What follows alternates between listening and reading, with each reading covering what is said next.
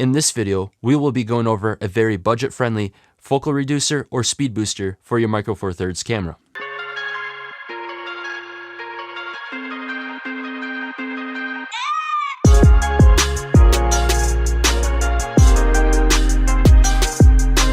Welcome back everybody, I'm Jake McHugh, and this channel is all about making better videos. I do gear reviews along with test videos to help you determine what gear you need to make the videos you want to achieve. If this is something that may interest you, consider hitting that subscribe button down below. So this is the Viltrox EF-M2 Mark II, and this is a very affordable speed booster with electronic contacts that allows you to have complete control of the adaptive lenses that you are using. So this would be considered the knockoff or the cheaper version of the Metabones speed booster, and when shopping on Amazon you can find it for brand new around $218, and if you're okay with waiting with shipping times, you can find it even cheaper on eBay. I believe I only paid about $115 for this one right here. Starting off, this adapter comes in a little box and has a removable tripod foot along with a micro USB port for future firmware updates. This adapter has a full metal build and it has electronic contacts that allows for complete control over features like autofocus, IBIS or lens stabilization, along with aperture control. When it comes to the fit for the lens and the body, there's a little play on both sides, but I don't really find this to be too worrisome. To explain what a speed booster or focal reducer is and why it's useful, when you have the Micro Four Thirds sensor,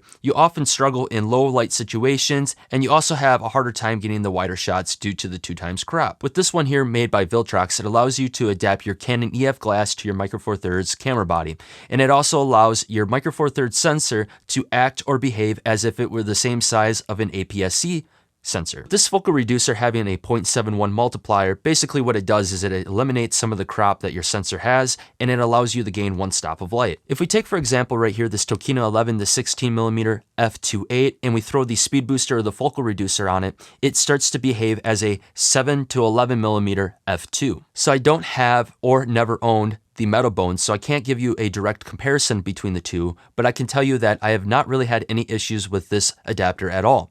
The only time that I've had the random lens disconnect errors pop up was due to the fact that I was using a M42, the Canon EF adapter, to adapt to this adapter, and I think what it was that the metal adapter was causing the contacts to shorten this out. To fix this, I took the M42, the Canon EF adapter, and I put some scotch tape over that adapter where it would meet the contacts on the speed booster, and I've had no issues since doing that. I used the Tokina 11 to 16mm f2.8, and I've had no issues using that lens at all, and I've also used the Sigma 18 to 35 with this adapter. Even with its heavy weight, I have still had no issues with that lens either. Autofocus does work with this focal reducer, but I do find that it's not reliable in continual autofocus for video, but I'm not sure if that's really the adapter's fault or if that's just Panasonic's autofocus in general. When using your camera in manual mode and using push button autofocus or the Panasonic app, you will find that the results are a lot better, and this is really handy when shooting on the go when you don't have that split second to pull focus. For photo use, I have used this in single shot autofocus, and I find that it works pretty well in good light.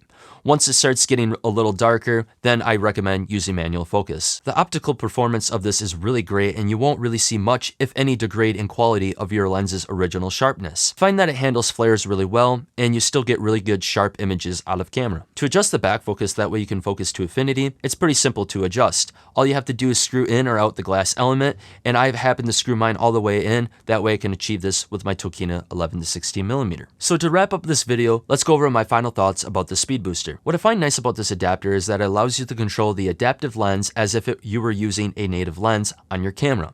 And this is really nice when shooting on the go. The autofocus with this is not great, but given the history of Panasonic's autofocus to begin with, I don't really care about this as much due to the fact that I'm mostly using manual focus when using their camera bodies. With the Micro Four Thirds system, you're more likely to struggle in low light, have a harder time achieving wide angle shots, and lastly, you lack that shallow depth of field that you get with bigger sensors. With this adapter, most of those problems go away. With this adapter giving you the ability to adapt to Canon EF glass, it allows you to invest in better glass for the future, given the fact that Canon EF is one of the most adaptable lens mounts used today. This makes it easier to change camera systems without having to sell off and reinvest in new lenses. When comparing this to the Metabones version, you're saving about $400 without much of a difference, and this is amazing considering the fact that that is money that could be better spent on other parts of your kit like audio, lighting, or another lens. So that's going to do it for this video here. I hope you guys enjoyed it and got something out of it. If you liked this video, make sure you hit the thumbs up button down below, subscribe if you haven't already, and make sure you hit the bell. That way you get notified when I drop future videos just like this one here.